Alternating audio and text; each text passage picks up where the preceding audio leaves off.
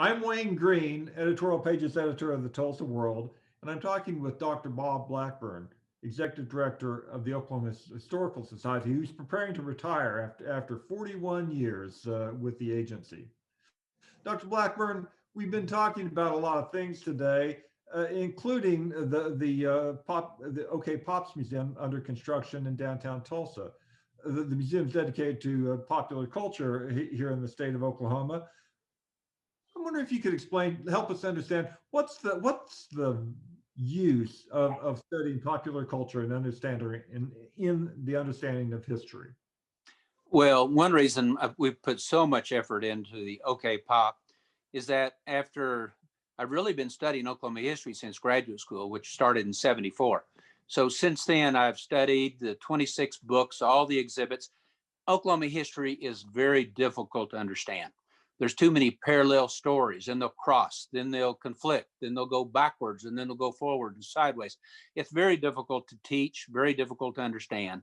I'm still exploring parts of that story, but I have found that a quick way to share a story, it's as complex of the cattle industry, let's say, or American Indians in since the 1960s. But if I can take a person like a Wes Studi, born in No Fire Hollow, who spoke only Cherokee in the 1950s when he went to school, and I tell his story of then going in, then I can say, do you know who Magua is in Last of the Mohicans? Or on the cattle industry, I can say, have you seen Ben Johnson for a certain generation? One of those heroes. Then I can tell the story of his dad, champion steer roper, foreman of a ranch. By taking popular culture, I can simplify a complex story and then what I call shared memory. And that shared memory may not be understanding more about history, but it's going to be from that role in that movie. And then once we have that shared memory, I can then take them on a little short journey. That's what the OK Pop will do with the S.E. Hintons and the Outsiders, of someone who's watched movies or studied the stage play Oklahoma, or understood the passion of a Bob Wills as a musician, or the soul of a Leon Russell, and the great music of a J.J. Cale.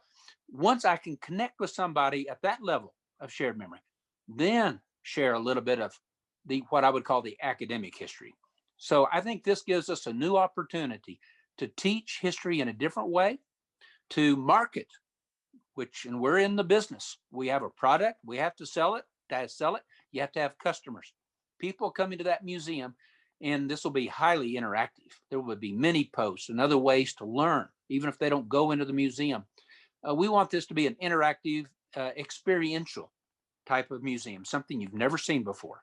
But it will happen, and it will open in 2022. And even though I will be retired, I'll be coming back to join you and other community leaders for that.